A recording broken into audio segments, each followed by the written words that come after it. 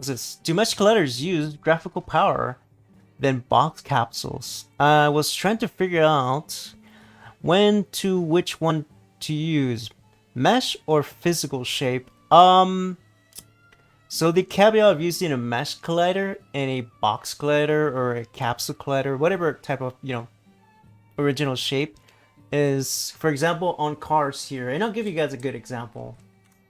Say we have these cars here, this one, all right? I had to switch it to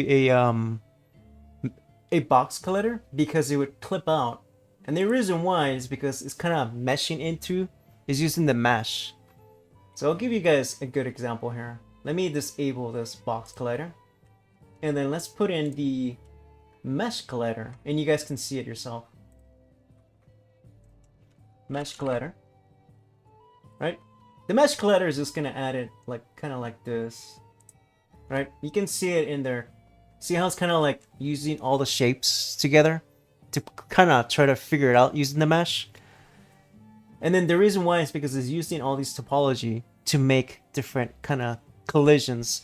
The problem when that happens is you create like this weird bumpiness, and it doesn't friction well with the player. So here, I'll give you an example.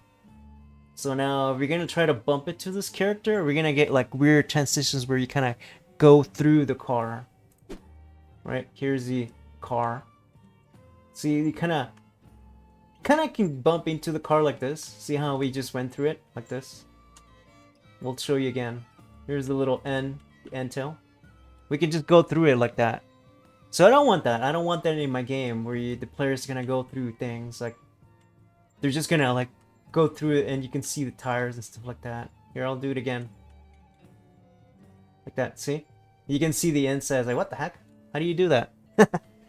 That's the only bad thing about using a mesh collider. However, if you remove the mesh collider and then use a box collider instead, you're transitioning the whole collision. You're using face planes, and it makes it easier when you collide with those. So now when I try it, and I'll show you. See how these all angles are covered right here? Now if I try to go in between the car, it won't let me, because it's just gonna collide with the simple, easy box collider. Like this, right? No problem. And you don't really need to get into the nitty-gritty areas. You can just leave it like this. It's more of a holder, see now? Oh, as soon as I said that, you can go over the car. Dang it, like this. And I think that's what it is because it's on a capsule collision. Let's see. Let me adjust that. Let's adjust it. As soon as I said that, of course, it happens. Let's see. Here. If I move it a little bit, then you won't see it in there. Personally, I prefer using the box colliders or over mesh colliders, just because I don't want you to go through certain areas. You can use it as walls too. There we go. See, that's better. Now we can kind of see how it extends out. Perfect, like that. You don't have that weird where you kind of going over certain areas or certain objects. Or you shouldn't be. It looks unnatural, right? It looks really weird when you kind of go inside the car.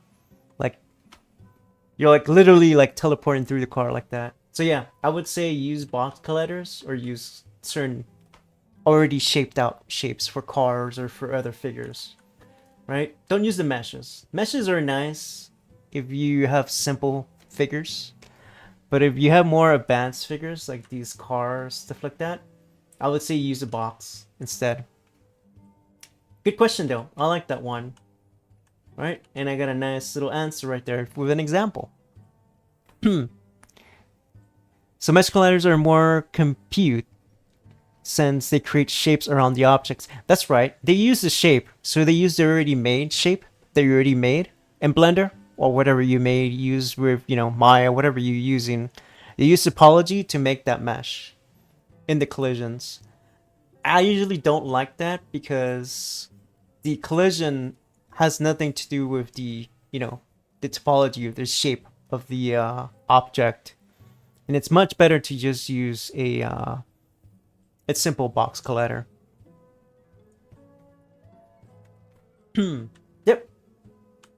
Good question though. I like that question. That was a good one. Ooh, this looks spooky too, by the way. Like for example, in this one, I can use a mesh collider and I have no issues. This is fun to use a mesh because we need the hollowed out area. So it's okay to use a mesh collider. It's gonna be either way through the hole that we're going through. There should be a quick ad coming up. Just letting you guys know. And the dog, it's still there, chilling, scared. Actually, she's not scared. She's just relaxed and sleeping. She's like, I don't want to go through that again. For stairs, a mesh collider takes a form of stairs. Yes. So if it's a stairs, perfect, no problem. I could use a box collider, but it would have to rotate it, which would be better one to use. Poor puppy. Yeah, she's there. She's just chilling there. Like if it's stairs, then that's fine. A mesh collider would be fine. You don't have to go through the whole process of doing the rotations and all the nitty-gritty stuff. Yeah.